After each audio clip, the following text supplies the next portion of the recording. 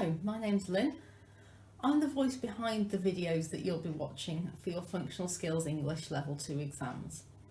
So in all the different videos I'll be taking you through some of the different strategies for the reading, the writing and the speaking and listening exam.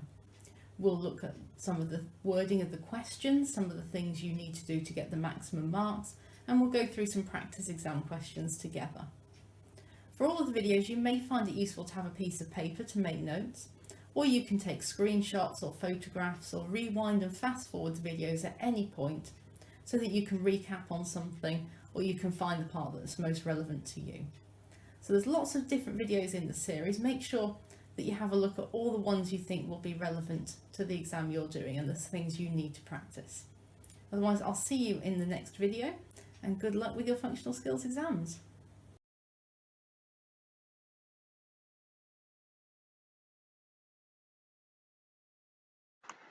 So I'm going to go through the speaking and listening assessment. Most people consider this to be the easiest of the three exams. At the moment it's split into two parts. For level 2 you've got a discussion and a presentation element. So both of these are done generally with your own class. There may be some people invited along to have a look as well. Your assessor tutor will be there making notes, and those notes will be sent to the exam board. Normally one part is more formal, normally that's a discussion, and the second part is a little bit more informal. So normally the presentation, but it could be the other way around depending upon how it's set up. The timing as well is usually between 5 to 15 minutes for each, and again your assessor will give you a little bit more detail about the exact setup for your exams. So you will need to just consider the time that you're given and make sure you plan it effectively. So we'll be looking at how to create and deliver a presentation, and then we'll be looking at how to take part in a group discussion. So first of all, effective presentations. In order to create great presentations, you need to think about the tools you're going to use, the aims of your presentation, the structure, the notes, and the other preparation. So first of all, tools to use. Now, for the purposes of this exam, you just have to have some kind of visual aid. So it doesn't have to be a PowerPoint. A lot of students still choose to use PowerPoint just because it's a familiar tool and it does aid presentations. As an alternative to PowerPoint, you might use Google Slides. You could use Prezi. I sometimes like to use Canva to actually create the slides so they're nice and sort of look pretty. And Keynote is one for Apple users. So those are all tools to create presentations. But you don't absolutely have to use a presentation tool such as that. You might choose to use photos or handouts or a flip chart as your visual aid instead.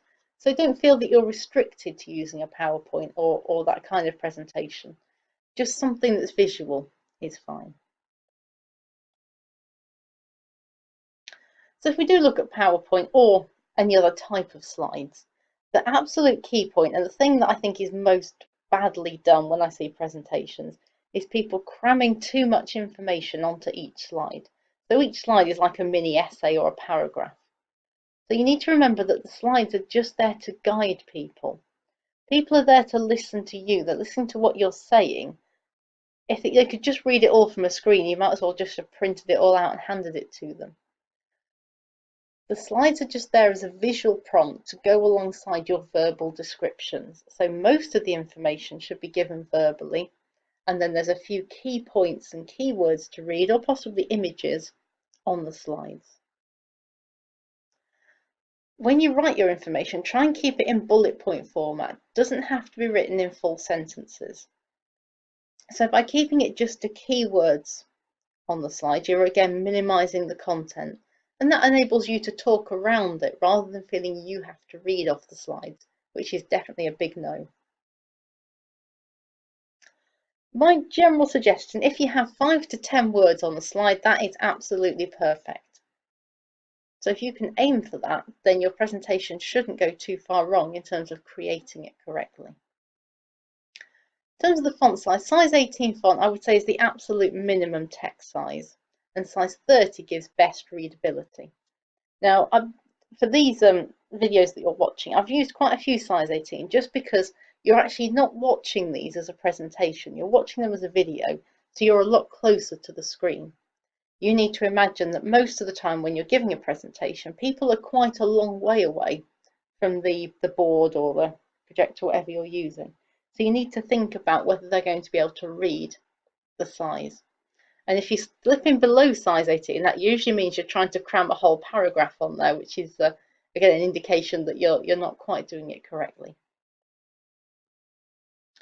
In terms of the background and design, you can use different colours, different types of backgrounds. There's loads of different styles out there. And I would suggest you make some use of colour or style, but don't overdo it. You need to think about making it readable still. If there's too much going on or the colours don't contrast correctly, then it's going to make it really hard for people.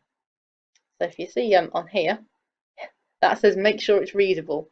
And some of you may be struggling to read that just because though that combination of the white and the yellow and the green just doesn't work. It's not useful. So just think about your style choices. Once you've thought about all of that, decide on what the aim of your presentation is. Yeah, you may obviously want to do this first and choose the other parts afterwards. Are you educating people on something specific? Are you persuading? Sometimes in the speaking listening exam, you have to have a persuasive element in there. So are you trying to get us to agree with your point of view or to think the same way you do? Or is it more of a descriptive presentation? So this could apply to other presentations you do in the workplace as well. What is it you're actually trying to achieve? What do you want people to get out of it? Do you want them to go away with some new knowledge? Do you want them to go away and think about things differently? Do you want them to go and try something new? Do you want them to do things in a different way? What do you want them to get out of your presentation? Because if you can finish, or think of the finish point, then you can structure it with that in mind as you go through. So in terms of the structure, you need to have a beginning, a middle, and an end, same as with any other piece of work or writing that you do. So at the beginning, you should set out the aims. What do you want to achieve? And sort of do an overview of the contents. So even if you're doing a really simple presentation, trying to persuade people that Italy is the best place to go on holiday. So your aim is to explain why Italy is the best holiday destination. In your content, you might talk about the beaches, the history, the culture, the weather, and they're your main points, and then the conclusion. So that would be your contents. And you might have that as an opening slide with just those keywords on. The middle, cover all of your points. So we just talked about, I think, 5 things there. Plan enough time for all of them. So it might well be that if you're only doing a short presentation, you can't talk about all of those different things. So maybe you'll talk about 3 of them. So if you've got too many points, cut a few out. You may want to refer to additional information. So you could say, if you want to find out more, here's a good website to look at. Do think about having enough time to cover all the points you need to cover. If you have extra points that you can make if you have time, that's excellent. Then at the end, recap those points. So overall, the weather shows that it's an excellent place all year round. The culture demonstrates it's really rich in history and in the friendliness of the people, etc. Build in a bit of time for questions and demonstrate how you met the aim.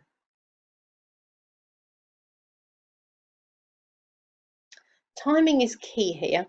One of the worst things I see in presentations, apart from people cramming too much on each slide, is the timing. Usually it's people running out of time and then trying to rush through everything desperately. Don't forget that we often speak a lot quicker when we're a little bit nervous when we're presenting than we would generally.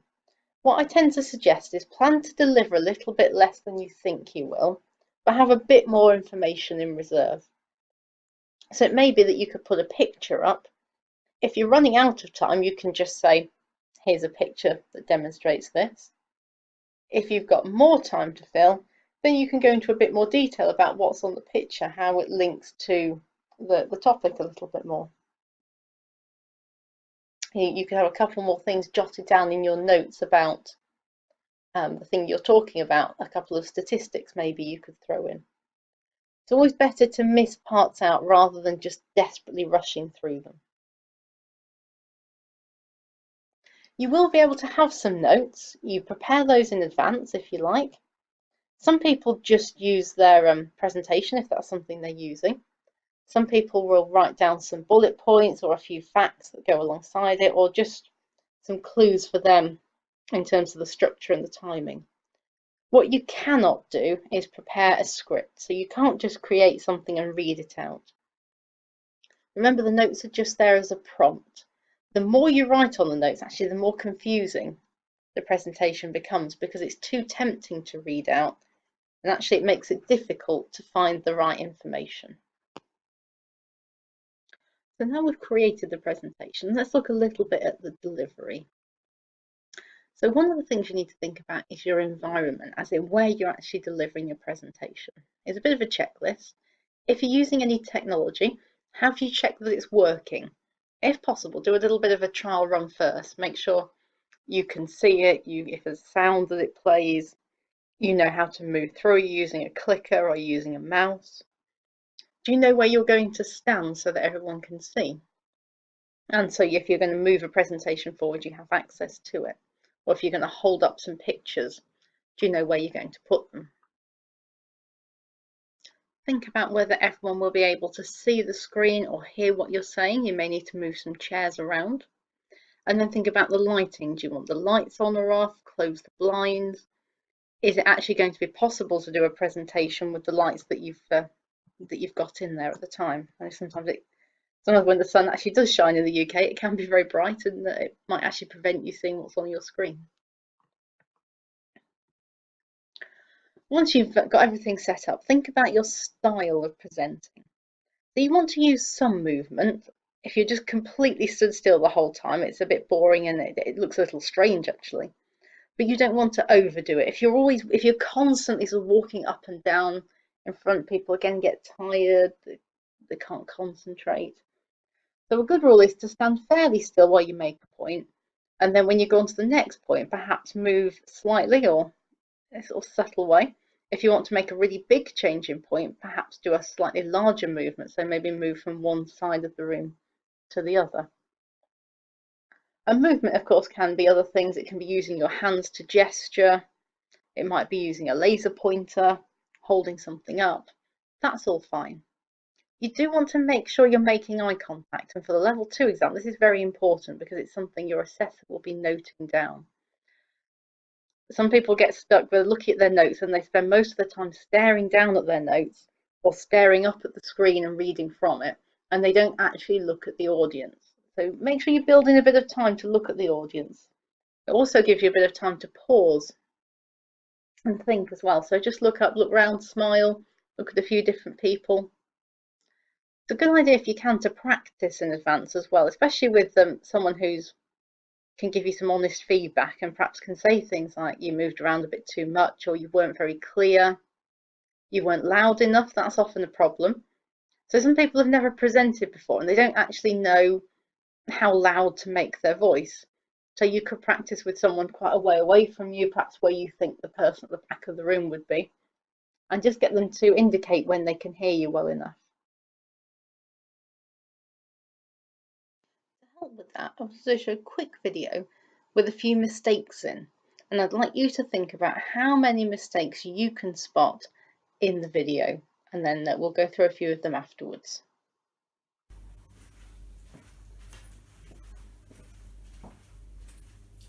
Good afternoon everyone, welcome to our presentation all about presentation skills. So we've got some objectives that we're going to go through today. Our first objective is to consider the needs of the audience. So we're going to be having a look at that one. We're going to be setting clear objectives for our presentations. We're going to understand how to plan and structure a presentation. We're going to outline tools to support your presentations. We're going to identify appropriate and engaging body language and tone. and we're going to describe ways of making a presentation more engaging. So those are all the objectives that we're going to have a look at today. Now, I'm really sorry, we don't have much time today, so we're going to have to rush through quite a few things. So at some points I'll just have to say, sorry, we can't look at that today, and we're just going to rush on through past it. Okay, is that right with everyone? We'll get going. So this is something we would have looked at, who are the audiences, but unfortunately we don't have time for that, so we're going to whiz past this slide. And we're going to have a look at this graph. Now, we mentioned a little bit about graphs when we were talking before. Don't worry that you're probably not going to be able to see any of this because it is really small, so I do apologise again that it's too small for you to see from where you're sitting. But you've got some information here. It's all about water temperature, and I can always email it to you later so you can have a proper look at this graph. But you can just see the trends here. The blue line is showing you about this particular dam, and that one is the highest temperature. So that's really all I wanted to show you here with this graph, so don't worry too much about it. Don't worry that you just can't read it. Okay? So we're going to go on to a group task now. The group task is for all of you, and you're going to be asked to give a presentation on gender discrimination. So don't worry, you won't actually have to do that. It's just a made up task. So we want you to explain what the needs of your audience group would be and think about how each group is different. Now, I know earlier we didn't get to look at what the audience groups would be, so have a think about some of the different groups you might come across and then explain what those needs might be. So that's what I want you to have a look at next. Split off into your groups of probably 3 or 4, have a discussion, and then we'll feed back together once you've done that. So split off into your groups now, go away and have a look at that topic. I'll come around to see if everyone's getting on okay while you do that. Okay, does anyone have any questions? No? Okay, brilliant, let's all move on then. Thanks very much. So how many mistakes did you spot? There were a few in there. Let's just talk about some of them. The first one was just rushing through everything and then just stating there wasn't enough time for all of the content to be covered. There was the graph that nobody could actually read, so it was really pointless having it on there. Didn't look good. Twisting that pencil around that I was doing, quite distracting visually, so it took your attention away. I was standing in front of the screen a lot, so you couldn't read what was on there. And I wasn't pausing after questions to let people answer.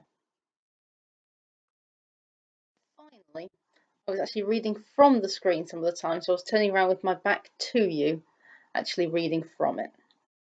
We're now going to take a look at overcoming nerves. Some people get really nervous when they're presenting, and glossophobia, the fear of public speaking, is actually one of the #1 phobias. So if you are nervous about presenting or speaking in public, don't worry, you're not alone. There's quite a few things you can do to help. I've just put 2 down here. So the first one is to get those pauses in, as I said, because people get nervous, they start to trip over the words, they know what they're saying, you can't understand them and they're rushing through. So if you can build in some pauses, you can breathe, you can think about what's coming next, and you can find your place. So if you're not quite sure, just stop. You don't need to stop and look frantic, just stop, pause. You may even ask people to think about a question. So just consider that for a moment, and then you can let them consider it while you kind of calm yourself down, work out what you want to say next. If you're somebody that does mindful breathing, or if you don't, you could start. If you're someone that gets quite overwhelmed and panicked, just 2 minutes of deep mindful breathing before you start your presentation can really help you with your nerves. And there's plenty of videos on YouTube or instructions on how to actually do mindful breathing. So it is quite straightforward, and it can be useful for a lot of people.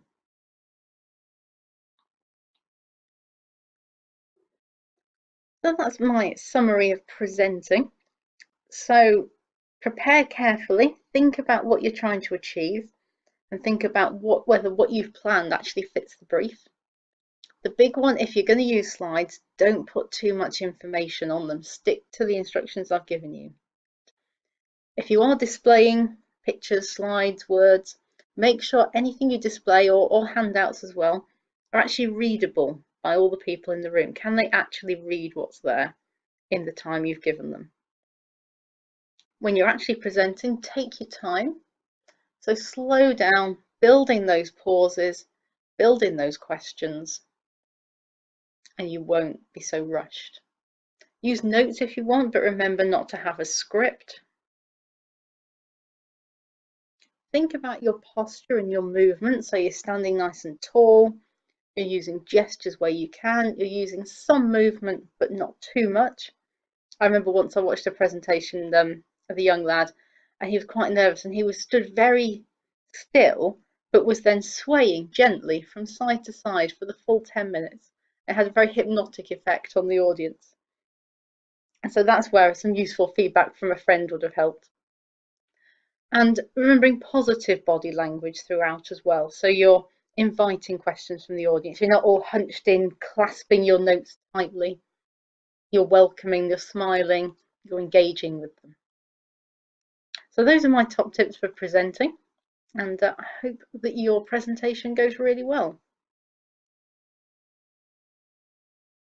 So now I'd like to take you through how to take part in a discussion for your Level 2 exam. So part of the speaking and listening is to take part in a group discussion. Now, depending on how this is done, normally the discussion will be a formal element, which just means that you have to act formally. So not using a lot of slang or swearing. Rather than necessarily speaking with your friends, imagine that you're at sort of a workplace discussion or a discussion with people you're less familiar with. So it's nothing to sort of worry about too much in terms of being particularly formal. It just means don't be informal. So in terms of what I'd like to talk about, I want to talk about the topic, how to prepare, how to start your discussion off, what to say, asking questions, body language, and then how to actually finish off the discussion. So I just want to take you through those elements. So the topic for the exam, it's usually an issue or something that can be discussed where people will have different opinions. It might be a current issue or one that's been around for years where people still disagree. So just some completely random examples. It might be something around smoking, where people should be allowed to smoke. It might be around whether certain like things like cannabis should be legalized. I've seen that before. Might be something political. Usually tries not to get too political, but it might be around topics like Brexit or something like that. It may be whether something should be abolished or brought back, the death penalty, or a law that should be brought in to stop people doing something.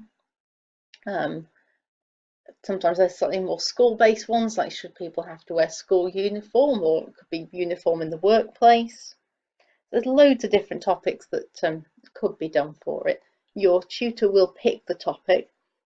Sometimes they might give you a choice, so you can pick between a couple of options. And they should usually give you that in the lesson before the discussion takes place to give you time to do some preparation.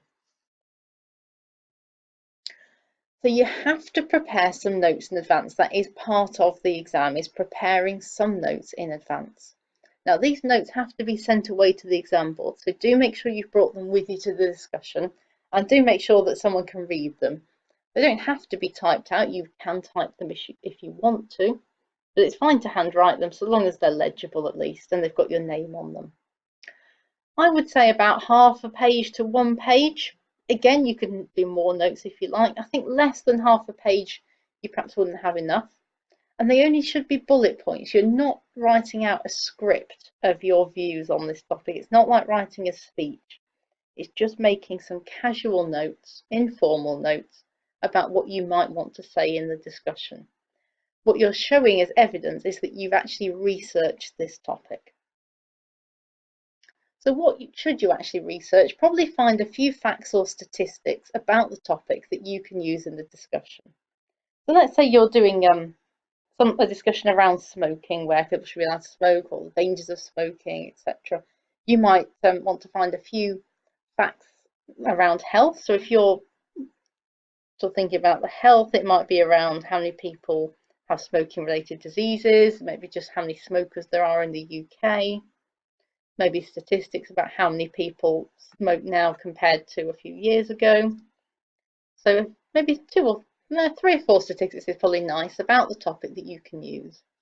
Then you want to think about your own view and just jot down a few notes about that. Now, you might want to use your research to help you.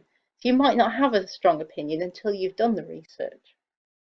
There might even be some quotes that you can find from experts that you want to put in, or again, just general facts. Might be a good idea to find a case study, a news story, an anecdote that backs up the point you want to make, and then make a few notes about it. So you might say, I read this article about somebody who had smoked for 40 years, and then this happened to them, so that makes me think this way. Again, it doesn't actually matter which side of the argument you're on, as long as you can make your points clearly. So jot down these ideas on your piece of paper or type them out, and bring that with you to your discussion. So everyone that's taking part, it's usually something like 3 to 7 people in a group, will sit around a table. Sometimes it may be filmed. Don't let that worry you. It's just so that we can prove to the exam board that actually the discussion took place and your assessor didn't just make it all up. Now, different assessors or tutors will conduct them in a different way. So maybe your assessor will ask one person in the group to start it off, or they may say, somebody start. Sometimes the assessor will read the topic out, so read the question out. So they might say, should people be allowed to smoke in work vehicles? Or they might ask one of the members of the discussion to read it out at the start. Now, you may want to decide in advance who's going to start off, or you might just want to let it happen organically. So one person does need to actually start off. Usually a good idea is to state what you think. So I agree because, and then just give one reason. Sometimes people get a bit carried away and they say, I agree because, and they give 5 or 6 points. They say everything they've researched and they dominate the discussion. It has to be a discussion, so everyone has to take part and have the opportunity to say what they think. So this leads on to what to say, my next point. Treat it as any other discussion you're having. There should be turn taking. So if you make a point, give other people a chance to respond to that point before you carry on with your next point. So don't just read out all of your notes. Same if someone else makes a point, you should respond to what they've said. So let's give an example. Let's go back to the smoking one just to keep that as our theme. So let's say that John has just said that 25,000 people died last year from smoking related illnesses. So therefore he feels that smoking should be banned everywhere. You might respond by saying, I also found out the statistic about 25,000 people and I agree it's quite shocking. I also found out that 10% of smokers, blah, blah, blah. So you're building on the points that the other person's making. If you don't agree, you might say, I understand that point, John, and I do find that is a shocking number. However, I still feel that people deserve to have freedom of choice because blah, blah, blah again. So don't just make it a series of I think this, I think this, I think this. Actually engage with each other. Asking questions. You may need to move the discussion along by asking other people what they think. And this will probably depend on how sort of dominant the personalities are within the discussion. Because I often find that a couple of people are more confident and have a lot to say. And sometimes some other people are a bit more shy and they don't like to speak out. Or because the other people are quite animated, they don't know when to make their points. So as well as saying what you think, part of the level 2 speaking and listening is being able to move a discussion forward and to make sure that you're listening and engaging with everyone. So if you notice that some people are a little bit quieter, then you might want to help them engage. So if you notice someone hasn't said much, you might say, Susan, did you have any other points you wanted to make? Just to give them a bit more confidence to have their turn to speak. So do kind of contribute in that way as well. Don't just feel it's all about you talking. It's a case of speaking and listening. As well as what you say, your assessor's also looking at how you say it in terms of your body language. So you need to keep open and positive body language throughout. That shows you're engaged and it shows you're interested in what the other people are saying. What can happen is that people have their notes in front of them at the table and they stare down at their notes and they never look up. What we're looking for is perhaps leaning forward when someone's making a point to show that you're listening to them, possibly tilting your head. You don't have to do all of these, obviously. Tilting your head shows that you're listening. Eye contact is important, so as well as looking at your notes occasionally, make sure you're looking at the person who's speaking. Smiling and nodding might show you're agreeing. You don't always have to be positive, so you could use a shake of your head to indicate you don't agree, but obviously don't do that in a sort of an aggressive way. It's more just to indicate you're not agreeing, so you can then go on and make the point. And having your arms in an open gesture, so you're not sitting with your arms sort of crossed or folded across your body, or you're not sitting on your hands. Perhaps they're just placed on the desk in front of you in your lap. Maybe you're using them to accentuate a point. So keep nice open body language, not slouching in a chair, sitting up. All these obvious things that perhaps because we're just talking, we're not always thinking about how we're positioning ourselves while we're doing it. And then how do you finish off your discussion? Now, this can be done in a couple of ways. Now, finishing off can be done in a few ways. You may have agreed with your assessor or tutor in advance that they may say something like, can you bring the discussion to a close now? Or they may put up their hand or do some kind of gesture to indicate that the time's finished or all the content's been concluded. So once that happens, you should each just state your opinion now on the topic as a sort of conclusion. So you might say, thinking about all the facts, I still believe that smoking should be banned in all places. You might say, having listened to all the opinions, I may have changed my mind now, and I actually think it's important for people to have freedom of choice, and so on. So just a quick conclusion. Don't go on and on, because everyone needs to just say their conclusion, and then it's the end. So just to summarise all of that, prepare some notes on your topic, bring them with you, make sure you engage in discussion, listen as well as speaking, respond to what other people say, use open body language, make sure you actually do have enough of a term, make sure you make a good few points and don't just listen, because if your tutor can't make enough notes for you to meet all the criteria, then you won't be able to pass. And that's all the information on taking part in the group discussion.